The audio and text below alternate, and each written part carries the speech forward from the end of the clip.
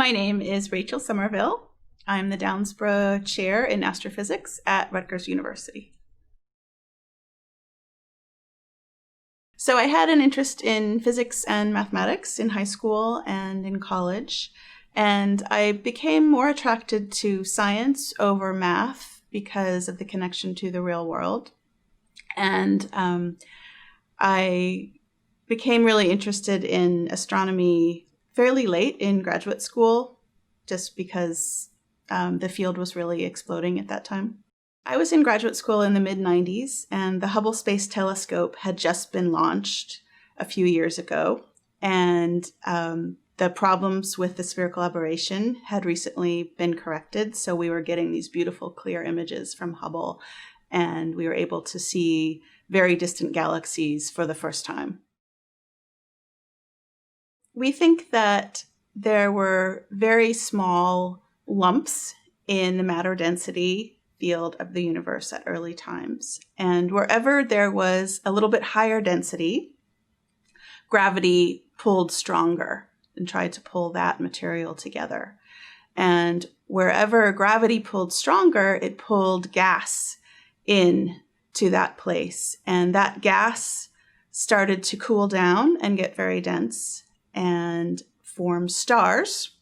And in our galaxy, the gas had rotation, it had angular momentum.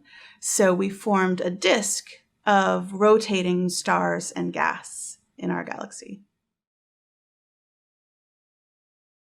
The Milky Way has had a very quiet history so far. We've been sort of off on our own, quietly accreting new gas and making stars. However, we have a companion galaxy, the Andromeda Galaxy, which is a little bit more massive than our own galaxy. And Andromeda is on a collision course towards our galaxy. So in about 1 billion years, give or take, Andromeda will crash into our galaxy, and that will have a devastating effect on our galaxy. Probably completely change it. Dark matter is basically a name that we've given to something that we don't know what it is. We know what it does and what it doesn't do. We detect it, or we know that it exists, because it changes the motions of objects that we can see. So, for example, it changes the speed that stars rotate in galaxies. And we see that stars continue to rotate very quickly, even very, very far out in our galaxy, which indicates that there's a lot of mass out there that we can't see. And we think that that mass is in the form of dark matter. So I said we know what it does and what it doesn't do. What it does is it exerts gravity the same way that normal matter does. What it doesn't do is it does not interact with the rest of the universe via any other force. So it doesn't feel the strong force, it doesn't feel the weak force, it doesn't feel the electromagnetic force. It only participates via gravity. Dark energy is a name that we give to something that we have absolutely no clue what it is. If we don't know what dark matter is, we really don't know what dark energy is. The reason that we talk about dark energy is that we observe that the rate that the universe is expanding is increasing. So the expansion of the universe is accelerating. And the explanation is that dark energy is pushing space apart and causing space to basically rip apart at an ever-increasing speed. Sagittarius A star is the name for a spot near the center of our galaxy, in the very heart of our galaxy.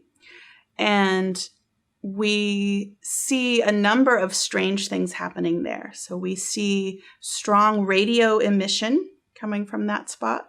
We see strong X-ray emission. And if we look at the stars that are orbiting around in that part of our galaxy, we see that they are orbiting at very high speeds. So Sagittarius A star is the signature, the signpost of the black hole in our own galaxy. And that radio emission that I mentioned that we see emanating from there is coming from accretion onto our own black hole. And those high velocity stars, those rapidly orbiting stars, are orbiting so rapidly because of the gravitational pull of that supermassive black hole. For a long time, black holes were considered a phenomena that didn't have much to do with galaxies. They were considered very interesting, but probably not connected to galaxies. We now think that black holes and galaxies are intimately connected, and their histories are intimately connected.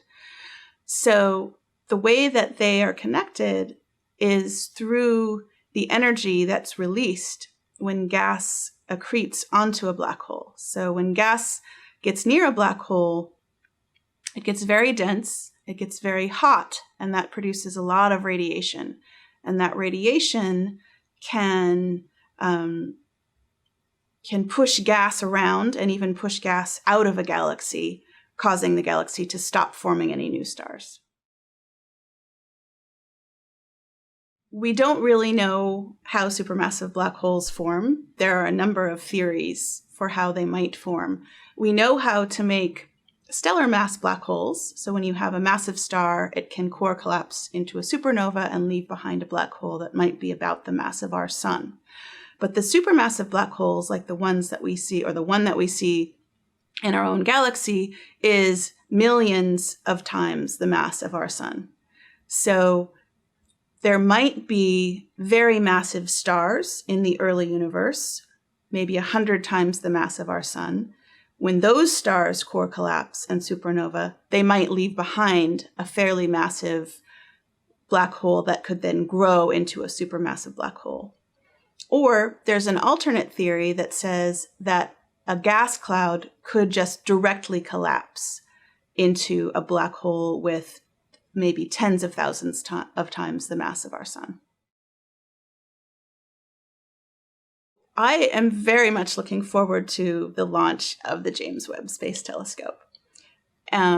We have seen hints, tantalizing hints, of very early galaxies that are probably only about 100 million years old with Hubble. With the James Webb Space Telescope, we will be able to see thousands more galaxies at those very early times and be able to probe the nature of the very first stars and black holes that formed in the universe. So I'm very excited about that.